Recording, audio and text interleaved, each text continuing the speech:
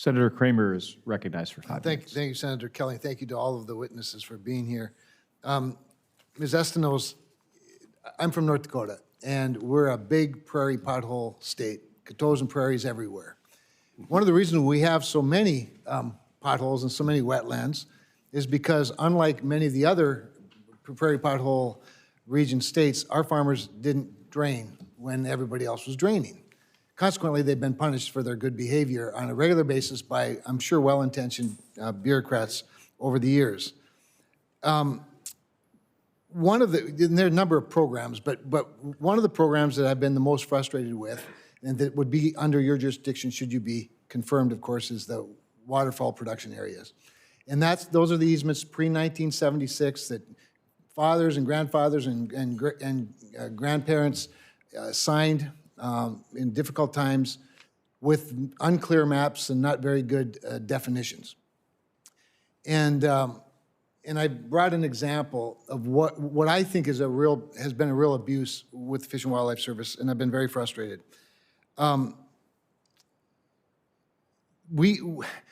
been some work done that's beneficial, like new mapping. It's been very delayed, but it's getting better. The old maps are like on a napkin or on an envelope, drawn with a pencil. I'm only exaggerating slightly. Of course, we have better technology today. But here's one of the frustrations that I want to point to in this map. And we've got copies for you as well in case you don't get a good view of this. But this is literally a picture of land that I visited last year with the Director of Fish and Wildlife Service. And this is an area that has a water production area easement on it. And one of the definitions for the easement from pre-1976, in some of the language of the grant of the easement, it says, quote, protects large bodies of surface water, including lakes and ponds. Now, I'm not a hydrologist, but I'm pretty sure I can see where the lakes and ponds are. Can you see where there are lakes and ponds on this? Yeah, those would be wetlands in the easement. Now, here's the frustration. I'm going to replace this picture with the map that came from the Fish and Wildlife Service identifying the wetlands for the easement, contemporary.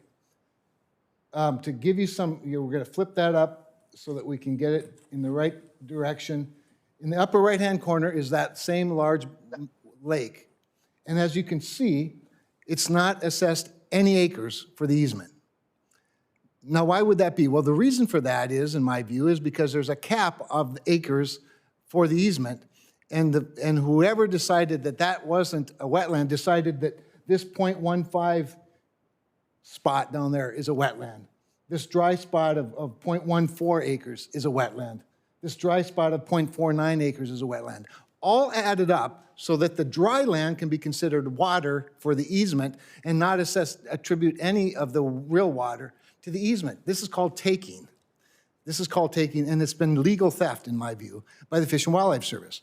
As I said, we've made some progress, at least in the mapping side, and we think we've made some progress on the administrative side through an appeals process. And so our farmers, our landowners have gotten their new maps, and not all of them are done yet, even though they were promised.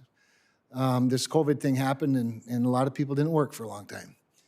But at the same time, their appeals have fallen on deaf ears. Not a single substantive appeal has been granted, not one, including this, especially one that got to the direct, not a single director's appeal. Now, I'm talking about the previous administration.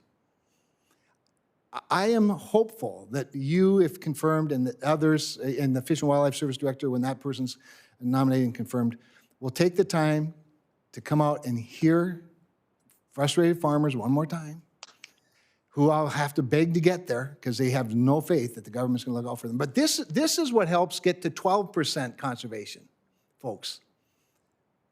We haven't even talked about WOTUS. We'll do that later. But this is what gets to 12%, is taking a bunch of dry land and calling it a wetland and ignoring the wetland. To get to 30, people would starve because there wouldn't be enough cropland left. We have got to take a realistic view of this. But more important than that, is the fact that farmers own this land.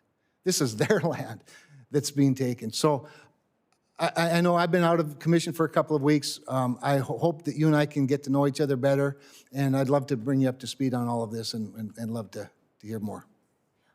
Well, Senator, if I may, thank you for this, and I do look forward for us getting to know one another and for the opportunity to sort of dig into this issue. I do know, and I'm pleased to hear that you consider it to be a step in the right direction, that there's an appeals process. It appears to be something that is working for the Fish and Wildlife Service, and so I think that's good.